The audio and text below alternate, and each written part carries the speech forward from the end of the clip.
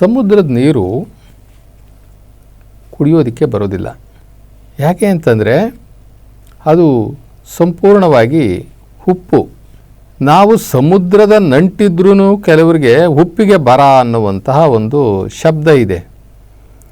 ಸಮುದ್ರದ ನಂಟು ಉಪ್ಪಿಗೆ ಬರ ಅನ್ನುವಂತಹ ಒಂದು ಅದ್ಭುತವಾದಂತಹ ಶಬ್ದ. ಎಲ್ಲರೂ ಕೂಡ ಇದನ್ನು ಹೇಳ್ತಾರೆ. ಸಮುದ್ರದ ನಂಟು ಉಪ್ಪಿಗೆ ಬರ, ಸಮುದ್ರದ ನೀರು ಕುಡಿಯೋಕ್ಕೆ ಬರಲ್ಲ. ಇದರಲ್ಲಿ ಬಹಳ ಅರ್ಥ ಇದೆ. ವೇದವೇ ಅಡಗಿದೆ ಇದರೊಳಗೆ. ಇದು ಎಂತಹ ಅರ್ಥ ಅಂತಂದರೆ ಇದು ಒಂದೊಂದು ಹಂತದಲ್ಲಿ ಒಂದೊಂದು ಅರ್ಥ ತಗೊಳುತ್ತೆ. ಸಾಮಾನ್ಯ ಜ್ಞಾನ ಇರೋವಂಥವ್ರಿಗೆ ಇದನ್ನು ಹೇಳಿದ್ರೆ ಅವರ ಸಾಮಾನ್ಯ ಜ್ಞಾನದಲ್ಲಿ ಅವರು ಇದರ ಅರ್ಥವನ್ನು ಹೇಳ್ತಾರೆ.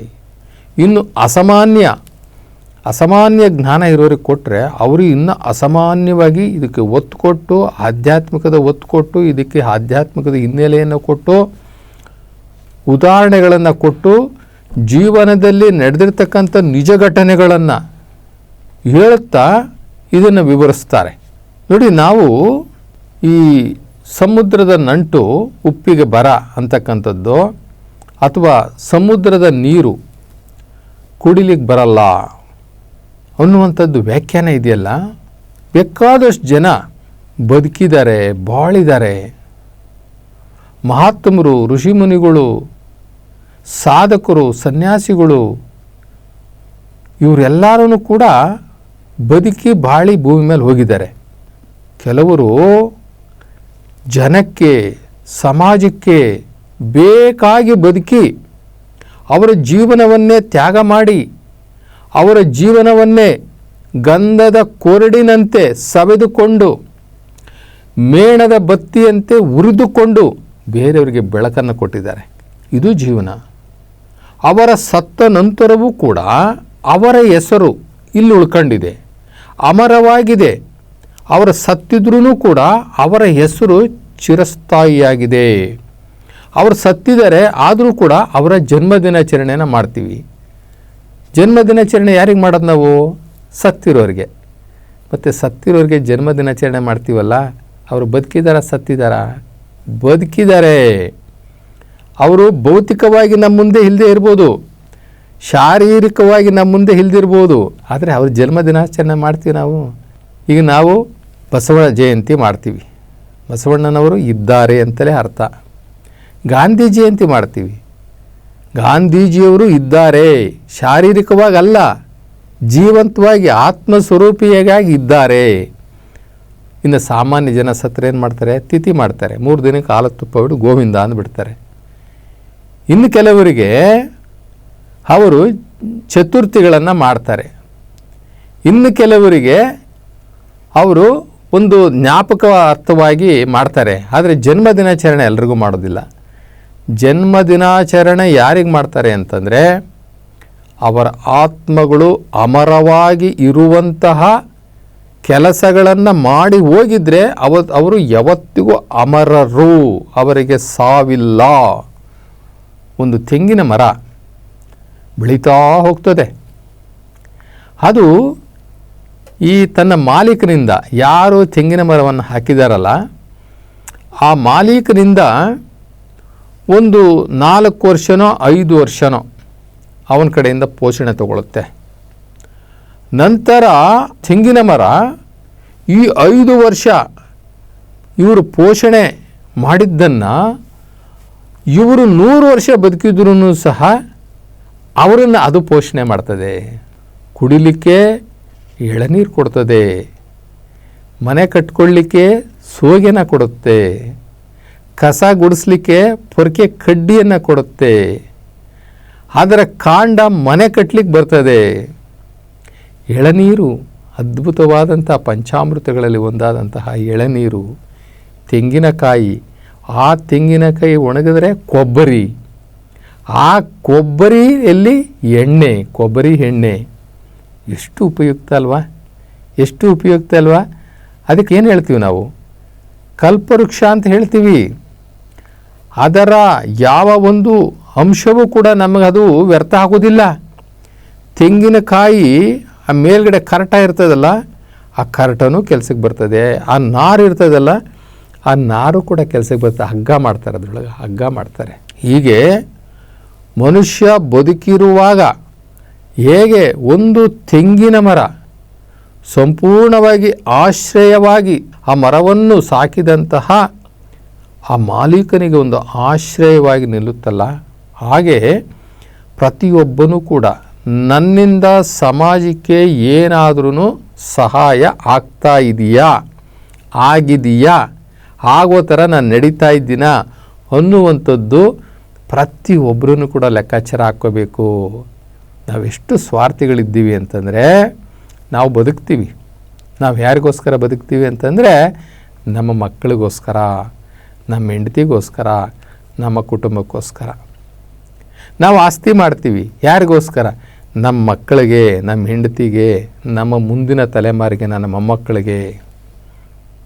ನಾವು ಕೀರ್ತಿ ಬಯಸ್ತೀವಿ, ಕೀರ್ತಿ ಮಾಡ್ತೀವಿ, ಅದರಿಂದ ಹೆಚ್ಚುಗಾರಿಕೆ ಮಾಡಿಕೊಳ್ಳಿಕ್ಕೆ, ಅದರಿಂದ ಇನ್ನೂ ಹೆಚ್ಚು ಸಂಪಾದನೆ ಮಾಡಲಿಕ್ಕೆ. ಇಷ್ಟೇ ನಮ್ಮ ಗುರಿಯಾಗಿದೆ. ನಾನು ಬದುಕಿರುವಾಗ ಈ ಸಮಾಜಕ್ಕೆ ನಾನು ಸತ್ತ ನಂತರವೂ ಏನಾದ್ರೂ ಉಪಯೋಗ ಆಗುವಂಥದ್ದನ್ನು ನಾನು ಮಾಡುವಂತಹ ಗುರಿ ಇಟ್ಕೊಂಡಿದ್ದೀನ ಅನ್ನುವಂಥದ್ದು ಜೀವನ. ಒಬ್ಬ ಕಾರ್ಮಿಕ ಇರ್ತಾನೆ, ಅಥವಾ ಒಬ್ಬ ಆಫೀಸರ್ ಇರ್ತಾನೆ, ಅಥವಾ ಒಂದು ಗೌರ್ಮೆಂಟ್ ಎಂಪ್ಲಾಯ್ ಇರ್ತಾನೆ ಅಂತ ಅಂದ್ಕೊಳ್ಳೋಣ. ಅವನಿಗೆ ಒಂದು 50,000 ರೂಪಾಯಿ ಸಂಬಳ ಬರ್ತದೆ. ಆ 50,000 ರೂಪಾಯಿ ಸಂಬಳ ಅವನಿಗೆ ಖರ್ಚು ಮಾಡಿದ್ರೆ 50,000 ಬೇಕು. ಖರ್ಚು ಮಾಡಿದ್ರೆ ಇವತ್ತು ಒಂದು ತಿಂಗಳಿಗೆ 50,000 ರೂಪಾಯಿ ಖರ್ಚು ಮಾಡೋರು ಯಾರಿದ್ದಾರೆ? ಅದರಲ್ಲಿ ಅವನು ಏನಾದ್ರೂ ಒಂದು 10,000 ರೂಪಾಯಿ ಉಳಿಸಿದ್ರೆ, 10,000 ರೂಪಾಯಿ ಉಳಿಸಿ ಅದನ್ನು ಒಂದು ಸಣ್ಣ ಮೊತ್ತವನ್ನು ಮಾಡಿ ಆ ಹಣದಿಂದ ಒಂದು ಹಳ್ಳಿಗೆ ಹೋಗಿ ಆ ಹಳ್ಳಿನಲ್ಲಿ ಒಂದು ಕೊಳವೆ ಬಾವಿ ಹಾಕಿಸ್ಕೊಟ್ರೆ ಅವರಿಗೆ ಕುಡಿಯೋ ನೀರಿಗೆ, ಅಥವಾ ಒಂದು ತೋಡು ಬಾವಿಯನ್ನು ಮಾಡಿಸ್ಕೊಟ್ರೆ, ಅಥವಾ ಒಂದು ವಾಟರ್ ಟ್ಯಾಂಕ್ ಕಟ್ಟಿಸಿಕೊಟ್ರೆ, ಎಷ್ಟೋ ಊರುಗಳಲ್ಲಿ ನೀರಿಲ್ಲ, ಇವತ್ತು ಬಾವಿ ನೀರು ಕುಡಿತಾ ಇದ್ದಾರೆ. ಅಂದರೆ ತೆರೆದ ಓಪನ್ ವೆಲ್, ತೆರೆದ ಬಾವಿ ನೀರು, ಅದು ಅಪಾಯ. ನದಿ ನೀರುಗಳು ಕುಡಿತಾ ಇದ್ದಾರೆ, ಹೊಂಡದ ನೀರು ಕುಡಿತಾ ಇದ್ದಾರೆ. ನಾವು ಆ ರೀತಿಯ ಬದುಕನ್ನು ಬದುಕಬೇಕು. ನಮ್ಮ ಸುತ್ತಮುತ್ತನೇ ಇರ್ತಕ್ಕಂಥ ಎಷ್ಟೋ ಜನ ಕಷ್ಟದಲ್ಲಿರ್ತಾರೆ. ನಮ್ಮ ಸುತ್ತಮುತ್ತ ಏನೋ ಒಂದು ಅವಶ್ಯಕತೆ ಇರ್ತದೆ, ಅದು ಸಮಾಜಕ್ಕೆ ಸಂಪೂರ್ಣವಾಗಿ ಬೇಕಾಗಿರ್ತಕ್ಕಂಥದ್ದು. ಒಂದು ಗೌರ್ಮೆಂಟ್ ಶಾಲೆ ಇರ್ತದೆ, ಆ ಗೌರ್ಮೆಂಟ್ ಶಾಲೆ ಗೋಡೆಗಳೆಲ್ಲ ಕ್ರ್ಯಾಕ್ ಬಿಟ್ಟಿರ್ತವೆ, ಮೇಲೆ ಚಾವಣಿ ರಿಪೇರಿಗೆ ಬಂದಿರ್ತದೆ. ಅಲ್ಲಿ ಮಕ್ಕಳು, ಬಡ ಮಕ್ಕಳು ಅಲ್ಲಿ ಓದ್ತಾ ಇರ್ತಾರೆ. ಒಂದು 4 ಜನ ಸೇರಿ ಎಲ್ಲರೂ ಸ್ವಲ್ಪ ಸ್ವಲ್ಪ ಹಣ ಹಾಕ್ಕೊಂಡು, ಅಥವಾ ಶಕ್ತಿ ಇದ್ದರೆ ನಾವು ಒಬ್ಬರೇ ಹಾಕ್ಕೊಂಡು ಒಂದು ಕೊಠಡಿಯನ್ನು ರಿಪೇರಿ ಮಾಡಿಸ್ಕೊಟ್ರೆ, ಅಲ್ಲಿಯ ಬಡ ಮಕ್ಕಳು, ಕಾರ್ಮಿಕರ ಮಕ್ಕಳು, ಹಿಂದುಳಿದ ಮಕ್ಕಳು, ದಲಿತರ ಮಕ್ಕಳು, ಶೋಷಿತರ ಮಕ್ಕಳು, ಬಿಲೋ ಪ್ರಾವರ್ಟಿ, ಬಡತನದ ರೇಖೆಯಿಂದ ಕೆಳಗಡೆ ಇರ್ತಕ್ಕಂಥ ಮಕ್ಕಳು, ಅವರೆಲ್ಲ ಓದ್ಕೊತಾರಲ್ಲ. ಇಷ್ಟು ಸಾಕಲ್ವ ನಾವು ಮಾಡೋದಕ್ಕೆ? ಆದರೆ ನಾವು ಬದುಕಿ, ನಾವು ಬಾಳಿ ಯಾರಿಗೂ ಪ್ರಯೋಜನ ಇಲ್ದಂಗೆ ಸತ್ತರೆ ಅದು ಯಾವ ಲೆಕ್ಕ? ದೇವ್ರ ಹತ್ರ ಲೆಕ್ಕ ಇರ್ತದ? ಇಷ್ಟೆಲ್ಲ ಮಾಡಿ ನಾವು ಹಿಡ್ತೀವಲ್ಲ, ನಾವು ಸತ್ತಾಗ ನಾವು ಸುಂದರವಾಗಿ ಕಟ್ಟಿರ್ತಕ್ಕಂಥ ಮನೆಯಲ್ಲಿ ಒಳಗಡೆ ನಮ್ಮ ಹೆಣ ಇಡ್ತಾರ, ನಮ್ಮ ಡೆಡ್ ಬಾಡಿ ಇಡ್ತಾರ? ನಾವು ಹೇಳೇ ಸತ್ತಿರ್ತೀವಿ ಅಂತ ಇಟ್ಕೊಳ್ಳಿ, ನೋಡ್ರಪ್ಪ ನಾನು ಕೊನೆ ಗಳಿಗೆನಲ್ಲಿ ನಾನು ಸತ್ತಾಗ ಈ ಮನೆ ಒಳಗಡೆನೆ ನನ್ನ ಶವ ಇಡಬೇಕು ಅಂತ ನೀವು ಹೇಳ್ರಿ. ನೀವು ಯಾಕೆ ಅಷ್ಟೊಂದು ನಿಮಗೆ ಆ ಮನೆಯ ವ್ಯಾಮೋಹ ಇರ್ತದೆ. ಸುಂದರವಾಗಿರ್ತಕ್ಕಂಥ ಫ್ಲೋರಿಂಗ್ ಮಾಡಿಸಿರ್ತೀರಿ, ಗ್ರಾನೈಟು, ಅದ್ಭುತವಾದ ಗ್ರಾನೈಟು, ಗೋಡೆಗಳು, ಡೆಕೋರೇಷನ್ನು, ಇಂಟೀರಿಯರ್ಸು ಎಲ್ಲ ಮಾಡಿಸಿರ್ತೀರಿ. ನೀವು ಹೇಳೇ ಸಾಯಿರಿ ಬೇಕಾದರೆ, ನಾನು ಸತ್ತಾಗ ಇಲ್ಲಿ ಒಳಗಡೆ ಎಣ ಇಲ್ಲಿಟ್ಟಿರಬೇಕು ಅಂತ ಹೇಳ್ರಿ. ನೀವು ಸತ್ತಾಗ ಅವ್ರು ಖಂಡಿತ ಇಡೋದಿಲ್ಲ. ಅವ್ರು ಹೇಳ್ತಾರಪ್ಪ, ಅವ್ರು ಹೇಳ್ತಾರೆ ಅಂತ ಒಳಗಡೆ ಇಡೋಕ್ಕಾಗುತ್ತಾ? ಸೂತ್ಕ ಆಗುತ್ತೆ. ತಿರ್ಗಿ ಯಾರೋ 500 ಅವ್ರಿವ್ರು ಯಾರೋ ಹೇಳೋರು, ಪಂಚಾಂಗದವ್ರು ಹೇಳಿದ್ರು ಅಂಥೇಳಿ ಮತ್ತೆ ಮನೆ ಬಿಡಬೇಕು ಅಂದರೆ ಏನು ಮಾಡ್ತೀರಾ ನೀವು? 1 ತಿಂಗಳು ಮನೆ ಬಿಡಬೇಕು ಅಂದ್ರಪ್ಪ ನಮ್ಮ ಪಂಚಾಂಗದವರು, ಅವಾಗ ಏನು ಮಾಡ್ತೀರಾ? ಅವ್ರಿಗೆ ಹೇಳ್ಕೊಳ್ಳಿ, ಸತ್ತು ಹೋದವ್ರು ಹೋದರು, ಇರೋರು ನಾವು ತಾನೇ, ಇರೋರು ನಾವು ಬಾಳಿ ಬದುಕೋರು ನಾವು ತಾನೇ, ಮುಂದೆ ನಮ್ಮ ಮಕ್ಕಳಿಗೆ ಒಳ್ಳೇದಾಗಬೇಕಲ್ವಾ? ಹೆಂಗಸರೇ ಶುರು ಮಾಡಿಬಿಡ್ತಾರೆ, ಸೊಸೆದರೇ ಶುರು ಮಾಡಿಬಿಡ್ತಾರೆ, ಎತ್ತರಿ ಫಸ್ಟ್ ಆಚೆ ಇಡ್ರಿ. ಇಷ್ಟೇ ಜೀವನ, ಯಾರಿಗೆ ಯಾರೂ ಇಲ್ಲ, ಇಷ್ಟೇ ಜೀವನ. ಇಷ್ಟು ಜೀವನಕ್ಕೆ ನಾವು ಕಷ್ಟ ಬಿದ್ದಿದ್ದು, ನಾವು ಮೋಸ ಮಾಡಿದ್ದು, ನಾವು ಅನ್ಯಾಯ ಮಾಡಿದ್ದು, ಅನ್ಯಾಯ ಮಾಡಿ ಸಂಪಾದನೆ ಮಾಡಿದ್ದು. ಒಬ್ಬ ಗೌರ್ಮೆಂಟ್ ನೌಕರ, ಅವನು ಸರ್ಕಾರದಿಂದ ಸಂಬಳ ತೊಗೊಳ್ತಾನೆ. ಅವನ ಕೆಲಸ ಮಾಡದೇ ಇರಲಿ, 30 ದಿನ ಆಯಿತು ಅವನಿಗೆ ಸಂಬಳ. ಒಂದು ಕ್ಯಾಲೆಂಡರ್ ತಿರುವಾಕಿದ್ರೆ ಸಾಕು ಅವನಿಗೆ ಸಂಬಳ. ಅವನು ಎಷ್ಟು ಜನಕ್ಕೆ ಪರಿಹಾರ ಕೊಟ್ಟ, ಎಷ್ಟು ಜನಕ್ಕೆ ಒಳ್ಳೇದು ಮಾಡ್ದ, ಇವನು ಹುಡ್ಕೊಂಡು ಬಂದಂಥವ್ರಿಗೆ ಎಷ್ಟು ಜನಕ್ಕೆ ಪಹಣಿ ಮಾಡಿಕೊಟ್ಟ, ಎಷ್ಟು ಜನಕ್ಕೆ ರೇಷನ್ ಕಾರ್ಡ್ ಮಾಡಿಕೊಟ್ಟ, ಎಷ್ಟು ಜನಕ್ಕೆ ಪೆನ್ಷನ್ ಮಾಡಿಕೊಟ್ಟ, ಅವು ಯಾವ ಲೆಕ್ಕ ಇಲ್ಲ.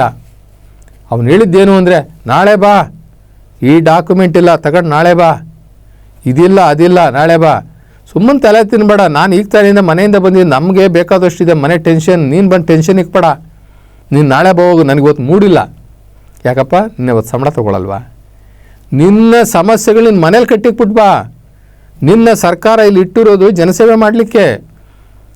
ನಿನಗೆ ಬಂದಂತಹ ಜನಗಳಿದ್ದಾರೆ, ನಿನ್ನ ದೇವರವರು, ಅವರ ಟ್ಯಾಕ್ಸ್ ದುಡ್ಡಲ್ಲಿ ನಿನಗೆ ಸಂಬಳ ಕೊಡೋದು. ಇದ್ರ ಎಷ್ಟು ಜನ ತಿಳ್ಕೊಂಡವ್ರೆ? ಎಷ್ಟು ಜನ ತಿಳ್ಕೊಂಡಿದ್ದಾರೆ? ಖಂಡಿತ ತಿಳ್ಕೊಂಡಿಲ್ಲ.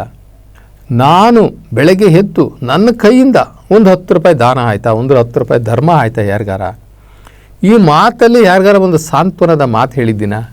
ಅಕ್ಕಪಕ್ಕದಲ್ಲಿ ಹೋಗ್ತಾ ಇರ್ತೀವಿ, ಅಲ್ಲೊಂದು ಗುಂಡಿ ಬಿದ್ದಿರ್ತದೆ, ನಮ್ಮ ಕೈಯಿಂದ ಒಬ್ಬ ಆಳನ್ನು ಕರೆದು, ಅಪ್ಪ ಇವತ್ತು ನೀನೇನು ಕೆಲಸ? ಅಣ್ಣ ನನಗೇನು ಕೆಲಸ ಇಲ್ಲ, ಒಂದು ಕೆಲಸ ಮಾಡು, ನಾನು ನಿನಗೆ 500 ರೂಪಾಯಿ ಕೂಲಿ ಕೊಡ್ತೀನಿ. ಆಯ್ತಣ್ಣ, ಏನು ಮಾಡಬೇಕು? ನೋಡು, ಇಲ್ಲಿ ಈ ನಾನು ಹೋಗುವಂಥ ರಸ್ತೆ ಇದೆಲ್ಲರೂ ಸಾರ್ವಜನಿಕರು ಸುತ್ತಾಡುವಂಥ ರಸ್ತೆ, ನಾನು 500 ರೂಪಾಯಿ ಕೊಡ್ತೀನಿ. ನಾನು ಆಫೀಸಿಂದ ವಾಪಸ್ ಬರೋಷ್ಟೊಳಗಡೆ ಈ ಗುಂಡಿನ ಮುಚ್ಚಿರಪ್ಪ, ಯಾವುದಾದ್ರೂ ಕಲ್ಲು ಮಣ್ಣುಗಳು ಹಾಕಿ ನೀನು ಅದನ್ನು ಸಮ ಮಾಡಿ ಈ ಗುಂಡಿಯನ್ನು ಮುಚ್ಚಿರು. ನಾವು ಖರ್ಚು ಮಾಡೋದೆಷ್ಟು? 500 ರೂಪಾಯಿ.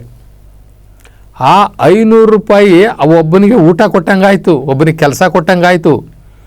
ಇವನಿಗೇನು 500 ರೂಪಾಯಿ ದೊಡ್ಡ ವಿಷಯ ಅಲ್ಲ. ಇವನು ಸಂಬಳನೂ ತಗೋತಾನೆ, ಗಿಂಬಳನೂ ತಗೊತಾನೆ. ಸಂಬಳ ಅವನ ಅಕೌಂಟ್ಗೆ ಹೋಗುತ್ತೆ, ಗಿಂಬಳದಲ್ಲಿ ಸಂಸಾರ ಸಾಕ್ತಾ ಇರ್ತಾನೆ. ಎರಡೂ ಈ 500 ರೂಪಾಯಿ ಲೆಕ್ಕಕ್ಕೆ ಇಲ್ಲ. ಈ ರೀತಿಯ ಗುಣ ಬಂದರೆ ನನ್ನಿಂದ ಸಮಾಜಕ್ಕೆ ಏನು, ನನ್ನಿಂದ ಸಮಾಜಕ್ಕೆ ಏನಾಯ್ತು ಇವತ್ತು? ಆ ಕೊಟ್ಟಂಥ 500 ರೂಪಾಯಿ ಅವನು ಅವತ್ತು ಹೋಗ್ತಾನೆ ಮನೆಗೆ, ಒಂದಷ್ಟು ರೇಷನ್ ತೊಗೊಂಡು ಹೋಗ್ತಾನೆ, 1 ಲೀಟ್ರ್ ಹಾಲು ತೊಗೊಂಡು ಹೋಗ್ತಾನೆ. ಆ ಗುಂಡಿ ಮುಚ್ಚಿತು. ಬೇಕಾದಷ್ಟು ಜನ ಆ ರಸ್ತೆನಲ್ಲಿ ಓಡಾಡ್ತಾ ಇರ್ತಾರೆ. ಯಾವ ಮಹಾತ್ಮನಪ್ಪ ಈ ಗುಂಡಿ ಮುಚ್ಚಿಸೋನು ನೋಡು. ನೆನ್ನೆ ಗುಂಡಿ ಒಳಗಡೆ ನಾನು ಬಿದ್ದುಬಿಡ್ತಿದ್ದೆ, ಮಳೆ ನೀರು ಮುಚ್ಕೊಂಡು ಬಿಟ್ಟಿತ್ತು, ಅಯ್ಯೋ ಅದರೊಳಗೆ ಕಾಲಿಕ್ಬಿಟ್ಟಿದ್ದೆ. ಯಾರೋ ಮಹಾತ್ಮ ಮುಚ್ಚವನಪ್ಪ. ಈ ಆಶೀರ್ವಾದ ಸಾಕು, ಇದು ದೇವ್ರ ಹತ್ರ ಲೆಕ್ಕ. ಅಂದರೆ ಈ ಮನಸ್ಥಿತಿ ಎಷ್ಟು ಜನಕ್ಕಿದೆ? ಎಷ್ಟು ಜನಕ್ಕಿದೆ? ಅಲ್ಲಿ ಹೋಗೋರಲ್ಲ, ಗುಂಡಿ ಇದೆ, ಐತೆ, ನನಗೇನು ಗ್ರಾಚಾರ ಅದನ್ನು ಮುಚ್ಚೋದಕ್ಕೆ? ಸರ್ಕಾರದವ್ರು ಮುಚ್ಚಲಿ, ಏನು ನಾನೊಬ್ಬನೇ ಬಿಟ್ಟು ಬಿದ್ದಿದ್ದೀನಿ ಅದನ್ನು ಮುಚ್ಚೋದಕ್ಕೆ? ನನಗೇನು ಮಾಡೋಕ್ಕೆ ಕೆಲಸ ಇಲ್ವಾ? ನಾನೇನು ಗುಲಾಮನ, ಈ ಊರಿಗೆ ನಾನೇನು ತಳವಾರನ ಅಂತ ಹೇಳ್ಕೊಂಡು ಓಡಾಡೋರೆ ಜಾಸ್ತಿ. ಇರಪ್ಪ, ನಾನು ಈ ಮೊಹಲ್ಲಾದಲ್ಲಿ, ಈ ಊರಿನಲ್ಲಿ, ಈ ರಸ್ತೆಯಲ್ಲಿ, ಈ ಬಡಾವಣೆಯಲ್ಲಿ ನಾನು ಬದುಕಿದ್ದೀನಿ, ನಾನು ಇದ್ದೀನಿ, ನಾನು ವಾಸ ಮಾಡ್ತಾಯಿದ್ದೀನಿ. ನನ್ನಿಂದ ಇಲ್ಲಿವರೆಗೆ ಏನಾಗಿದೆ, ಇಲ್ಲಿವರೆಗೆ ಏನು ನನಗಾಗಿದೆ?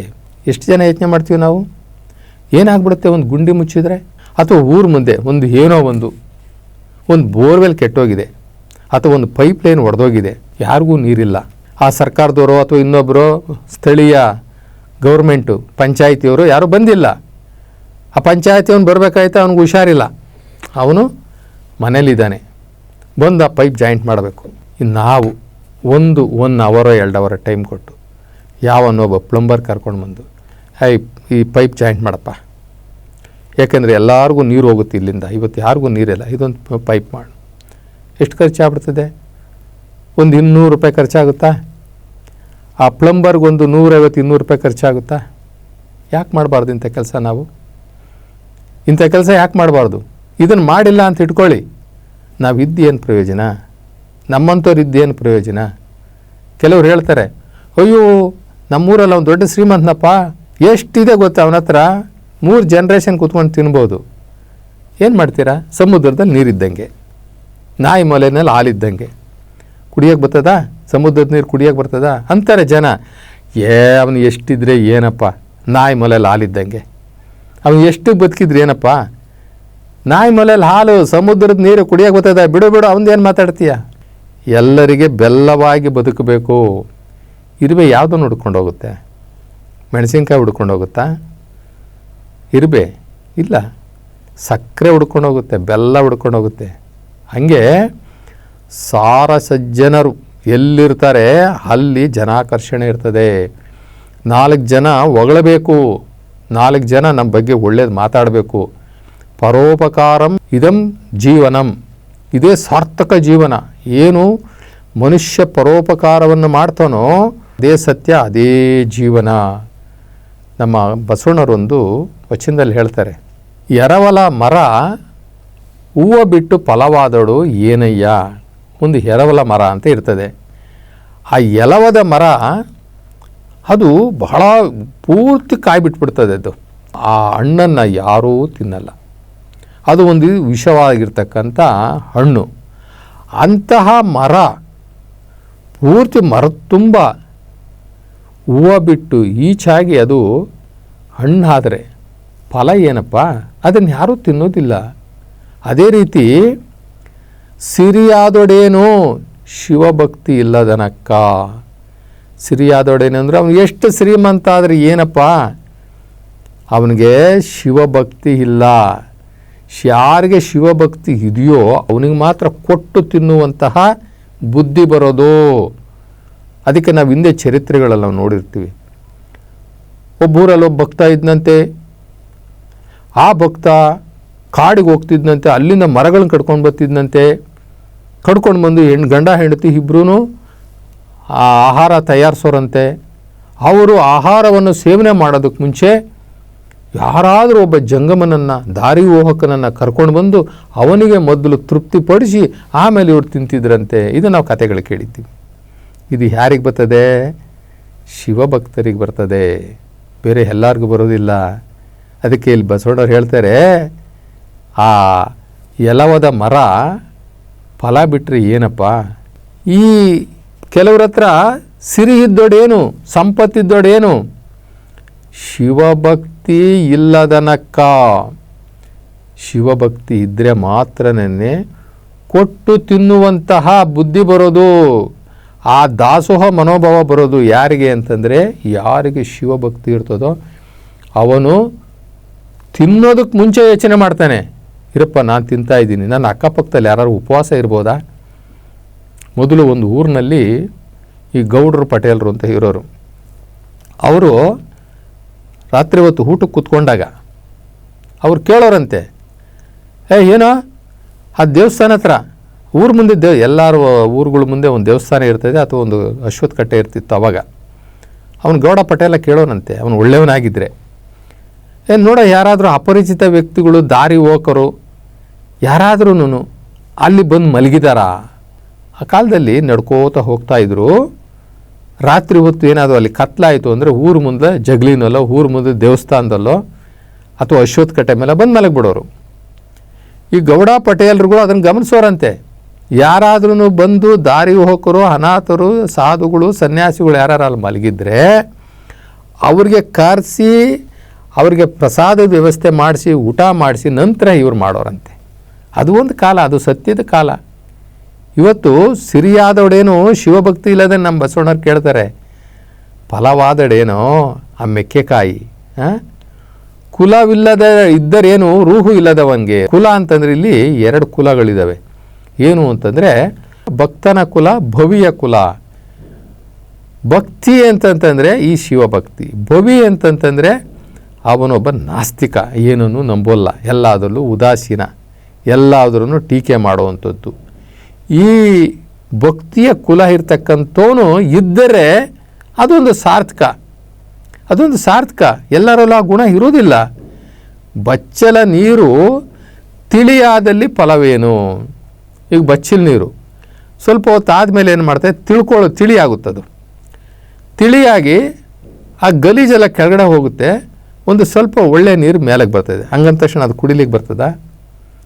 ಕುಡಿಲಿಕ್ಕೆ ಬರೋದಿಲ್ಲ. ಸ್ವಲ್ಪನಾದರೂ ಅದರ ಒಂದು ವಾಸನೆ ಇದ್ದೇ ಇರ್ತದೆ. ಹಾಗೆ ಈ ಕೆಟ್ಟ ಮನುಷ್ಯರಿದ್ದಾರಲ್ಲ, ಆ ಕೆಟ್ಟ ಮನುಷ್ಯರು ಅವರನ್ನು ಅವಗುಣಿಗಳು ಅಂತ ಕರೀತಾರೆ ನಮ್ಮ ಬಸವಣ್ಣನವರು.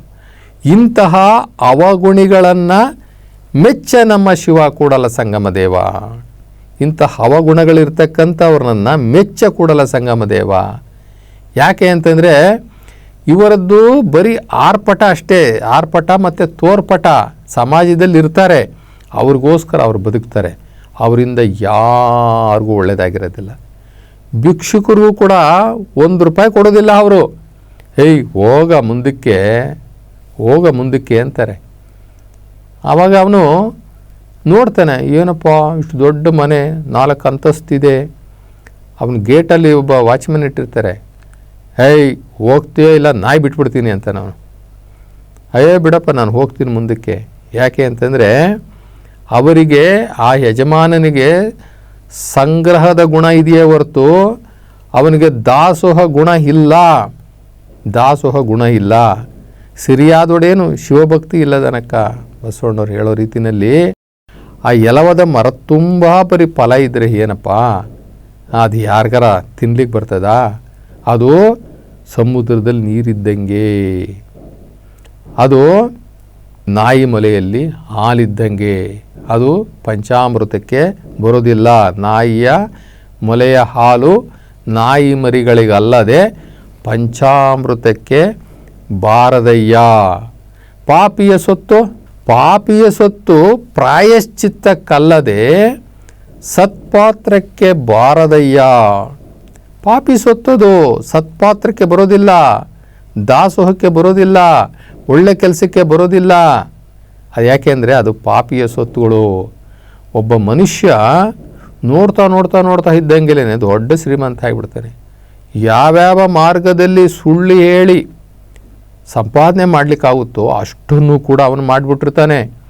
ಏನು ಅವನ ಆರ್ಪಟ ಏನು, ಅವನ ತಟವಟ ಏನು, ಅವನ ಸುಳ್ಳು ಏನು, ಅವನ ಎದುರುಗಾಕೊಂಡ್ರೆ ಕ್ರೋಧವನ್ನು ಪ್ರಕಟಣೆ ಮಾಡ್ತಾನೆ. ಕ್ರೋಧ, ಯಾರೋ ನನ್ನ ಬಗ್ಗೆ ಮಾತಾಡಿದ್ರಂತೆ, ಕರ್ಕಮ ಇಲ್ಲ ಅವನ ಬಂದಷ್ಟು ಚೇಲಗಳನ್ನ ಬಾಲಗಳನ್ನೆಲ್ಲ ಸಾಕ್ಕೊಂಡಿರ್ತಾನೆ, ರೌಡಿಗಳನ್ನ ಸಾಕ್ಕೊಂಡಿರ್ತಾನೆ. ಏನೋ ನಮ್ಮ ಯಜಮಾನ್ರನ್ನ ನೀನು ಏನೋ ಮಾತಾಡ್ದಂತೆ, ಬಾಯೋದಂಗೆ ಮಾತಾಡ್ದಂತೆ, ಹೆಂಗಿದೆ ನಿನಗೆ, ಆ ರೀತಿ ಹಾರ್ಪಡಿಸಿ ಇಟ್ಕೊಂಡಿರ್ತಕ್ಕಂಥವ್ರು ಇದ್ದಾರೆ ಇವತ್ತೂ ಕೂಡ.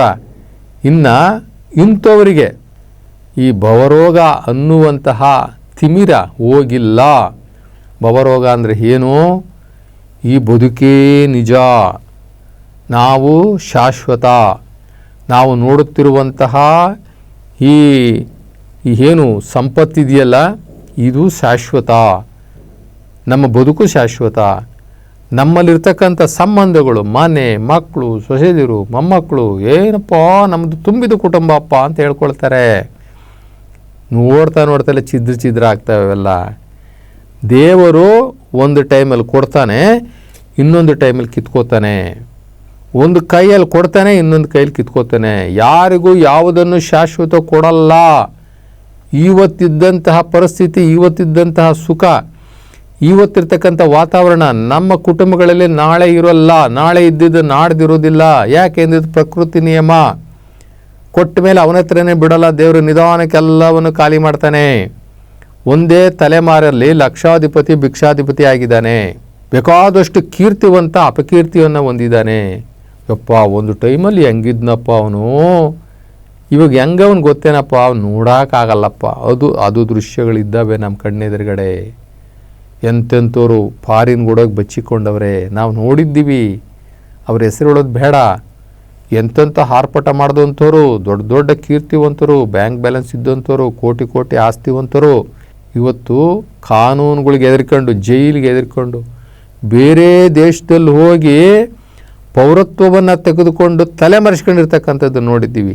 ಅದೇ ಮನುಷ್ಯ ಇಲ್ಲಿದ್ದಾಗ ಏನು ವೈಭೋಗ ಮಾಡ್ದ, ಏನು ಹಾರ್ಪಟ ಮಾಡ್ದ, ಎಷ್ಟು ಹೆಸರು ತಗೊಂಡ, ಎಷ್ಟು ಮೀಡಿಯಾದಲ್ಲಿ ಅವನ ಹೆಸರು ಬರಂಗೆ ಮಾಡ್ಕೊಂಡ. ಅಂಥ ಮನುಷ್ಯರು ಇವತ್ತು ತಲೆ ಕಾಣಿಸ್ಕೊಳ್ದಂಗೆ ತಲೆ ಮರೆಸ್ಕೊಂಡಿರ್ತಕ್ಕಂಥದ್ದನ್ನು ನಾವು ನೋಡ್ತೀವಿ. ದೊಡ್ಡ ದೊಡ್ಡ ಶ್ರೀಮಂತರು ನೋಡ್ತಾಲೇನೆ ಅವರು ಸಾಲಗಾರರಾಗಿರೋದನ್ನು ನಾವು ನೋಡಿದ್ದೀವಿ. ಮಕ್ಕಳು ಇವು ನನ್ನ ಸರ್ವಸ್ವ ಅಂತ ಹೇಳದಂತಹ ಆ ಮಕ್ಕಳು ಇವರನ್ನು ತಿರುಪೆಗೆ ಕಳಿಸೋ ಥರ ಆಗಿದೆ. ಅವರೆಲ್ಲ ಜೈಲ್ಗಳಿಗೆ ಹೋಗಿದ್ದಾರೆ, ಅಪಕೀರ್ತಿಯನ್ನು ತಂದಿದ್ದಾರೆ. ತಾತ ಮುತ್ತಾತ ಅಪ್ಪ ಎಲ್ಲ ಮಾಡಿರ್ತಕ್ಕಂಥ ಆಸ್ತಿಗಳನ್ನು ನೋಡ್ತಾನೆ ಹಾಳು ಮಾಡಿರ್ತಕ್ಕಂಥ ಮಕ್ಕಳು, ಹಾಳು ಮಾಡಿರ್ತಕ್ಕಂಥ ಮೊಮ್ಮಕ್ಕಳು, ಬೀದಿಗೆ ತಂದಿರ್ತಕ್ಕಂಥ ಮೊಮ್ಮಕ್ಕಳು, ವ್ಯಭಿಚಾರ ಮಾಡಿದಂತಹ ಮೊಮ್ಮಕ್ಕಳು, ಜೈಲಿಗೆ ಹೋಗಿರ್ತಕ್ಕಂಥ ಮಕ್ಕಳು, ಅಪಕೀರ್ತಿ ತಂದಿರ್ತಕ್ಕಂಥ ಮಕ್ಕಳು, ಇವೆಲ್ಲವನ್ನು ಕೂಡ ಪ್ರತಿಯೊಬ್ಬರೂ ಕೂಡ ಅವರ ಜೀವಿತ ಕಾಲದಲ್ಲೇ ನೋಡ್ತಾರೆ. ಏನೇನು ಅವರು ಬೀಗಿರ್ತಾರಲ್ಲ, ನನ್ನ ಆಸ್ತಿ ನೋಡ್ರಿ, ನನ್ನ ಅಂತಸ್ತು ನೋಡ್ರಿ, ನನ್ನ ಕೀರ್ತಿ ನೋಡ್ರಿ, ಬೇರೆಯವರಿಗೆ ಹೊಟ್ಟೆ ಕಿಚ್ಚು ಬರುವ ಲೆಕ್ಕಕ್ಕೆ ಮನೆಗಳಲ್ಲಿ ಆರ್ಭಟವಾಗಿರ್ತಕ್ಕಂಥ ಫಂಕ್ಷನ್ಗಳನ್ನ ಮಾಡಿ ಎಲ್ಲರೂ ಹೊಟ್ಟೆ ಉರ್ಕೊಳ್ಳಂಗೆ ಮಾಡಿರ್ತಾರಲ್ಲ, ಅಂಥವರು ಅವ್ರ ಕಣ್ಮುಂದೆಲೇ ಅದೇ ಜನ್ಮದಲ್ಲಿ ಅವರ ಜೀವಿತ ಕಾಲಘಟ್ಟದಲ್ಲೇ ಇವೆಲ್ಲವನ್ನು ನೋಡ್ತಾರೆ. ಯಾಕೆ ಅಂತಂದರೆ ಇವರು ಬದುಕಿದ್ದಾಗ ಸಮಾಜಕ್ಕೆ ಬದುಕಲಿಲ್ಲ, ಸಮಾಜಕ್ಕೆ ಕೊಡಲಿಲ್ಲ, ಸಮಾಜಮುಖಿ ಕೆಲಸಗಳನ್ನು ಮಾಡಲಿಲ್ಲ, ಇವರಿಂದ ಏನೂ ಒಳ್ಳೆಯದಾಗಲಿಲ್ಲ. ಕೊನೆಗೆ ಇವರು ಮಾಡಿದಂಥ ಆಸ್ತಿ ಪಾಸ್ತಿಗಳೆಲ್ಲ ಲಿಕ್ವಿಡಿಟಿ ಆಗಿ ಕೊನೆಗೆ ಎಲ್ಲಿಂದ ಬಂತ ಸಮಾಜಕ್ಕೆ ಅಲ್ಲಿಗೆ ಹೋಗ್ಬಿಡ್ತದೆ. ಅದಕ್ಕೆ ಹೇಳೋದು ನಮ್ಮ ದಾಸರು ಹೇಳ್ತಾರೆ, ಅದಕ್ಕೆ ಮುಂಚೆ ನೀವೇನೇ ಕೆರೆಯ ನೀರನ್ನು ಕೆರೆಗೆ ಚೆಲ್ಲಿ ವರವ ಪಡೆದವರಂತೆ ಕಾಣಿರೋ. ದೇವ್ರು ಕೊಟ್ಟಿದ್ದನ್ನು, ಆ ಶುಭ ಕೊಟ್ಟಿದ್ದನ್ನು ಸಮಾಜಕ್ಕೆ ಕೊಡ್ರಪ್ಪ. ಇದು ನಿಮ್ಮ ಪರೀಕ್ಷೆಯ ಕಾಲ. ದೇವರು ನಿಮ್ಗೇನೆಲ್ಲ ಕೊಟ್ಟಿದ್ದಾನಲ್ಲ, ಕೊಟ್ಟು ಪರೀಕ್ಷೆ ಮಾಡ್ತಾನೆ. ಇದನ್ನು ನೀವು ಹೆಂಗೆ ಸದುಪಯೋಗ ಪಡಿಸ್ಕೊಳ್ತೀರಿ, ಇದನ್ನು ಹೆಂಗೆ ಸದುಪಯೋಗ ಪಡಿಸ್ಕೊಂಡು ನಿಮ್ಮ ಪೂರ್ವಜನ್ಮದ ಕರ್ಮಗಳನ್ನು ಕಳ್ಕೊಳ್ತೀರಿ, ಹೇಗೆ ದಾನ ಮಾಡ್ತೀರಾ, ದಾಸೋಹ ಮಾಡ್ತೀರಾ ಅನ್ನುವಂಥದ್ದನ್ನು ಕೊಟ್ಟು ನೋಡ್ತಾನೆ. ಕೊಡೋದಕ್ಕೆ ಸ್ವಲ್ಪ ಯೋಚನೆ ಮಾಡ್ತಾನೆ, ಆದರೆ ಕಿತ್ಕೊಳ್ಳೋದು ಮಾತ್ರ ಕಣ್ಣು ರೆಪ್ಪೆ ಒಡೆದಂಗೆ ಕಿತ್ಕೊಂಡ್ಬಿಡ್ತಾನೆ ದೇವರು. ಆದ್ದರಿಂದ ನಮಗೆ ಬಂದಂತಹ ಯಾವುದೇ ಕೀರ್ತಿ ಇರ್ಬೋದು, ಧನ ಇರ್ಬೋದು, ದಾಸೋಹ ಇರ್ಬೋದು, ಸಂಪತ್ತಿರ್ಬೋದು, ಸಿರಿ ಇರ್ಬೋದು, ಇವೆಲ್ಲವನ್ನು ಕೂಡ ದೇವರು ನನಗೆ ಪರೀಕ್ಷೆ ಮಾಡಕ್ಕೆ ಕೊಟ್ಟಿದ್ದಾನೆ. ಇದರಿಂದ ನಾನು ದಾಸೋಹ ಮಾಡಬೇಕು, ದಾನ ಮಾಡಬೇಕು, ಜನಗಳಿಗೆ, ನಿರ್ಗತಿಕರಿಗೆ, ಸಮಾಜದಲ್ಲಿರ್ತಕ್ಕಂಥವ್ರಿಗೆ ನಾವು ಇದನ್ನು ಕೊಟ್ಟು ಸಮಾಜ ಸುಧಾರಣೆ, ಸಮಾಜ ಸೇವೆ, ಜಂಗಮ ಸೇವೆ, ಶಿವಸೇವೆ ಇವೆಲ್ಲವನ್ನು ಮಾಡಬೇಕು ಅನ್ನುವಂಥದ್ದನ್ನು ಯಾರು ಎಚ್ಚೆತ್ಕೊಳ್ತಾರೆ, ಯಾರು ತಿಳ್ಕೊಳ್ತಾರೋ ಅವರು ಅಮರರಾಗಿರ್ತಾರೆ. ಅವ್ರ ಸತ್ತ ಮೇಲೂ ಕೂಡ ಸಮಾಜ ಅವ್ರ ಹೆಸರು ಹೇಳ್ತದೆ, ಅವರ ಜನ್ಮ ದಿನಾಚರಣೆಯೂ ಮಾಡ್ತದೆ. ಅದರಿಂದ ನಾವು ನಾಯಿ ಮೊಲೆಯಲ್ಲಿ ಹಾಲಿದ್ದಂಗೆ ಇರಬಾರ್ದು, ಸಮುದ್ರದ ನೀರು ಕುಡಿಯೋಕ್ಕೆ ಬರ್ದಂಗೆ ಇರಬಾರ್ದು. ಎಲ್ಲರಿಗೂ ನಾವು ಬೆಲ್ಲವಾಗಿರಬೇಕು, ಎಲ್ಲರಿಗೂ ನಾವು ಸಕ್ಕರೆಯಾಗಿರಬೇಕು. ನಾವು ಸತ್ತ ಮೇಲೆ ನಮ್ಮ ಹೆಸರನ್ನು ಹೇಳಬೇಕು, ಹಾಗೆ ನಾವು ಬದುಕಬೇಕು.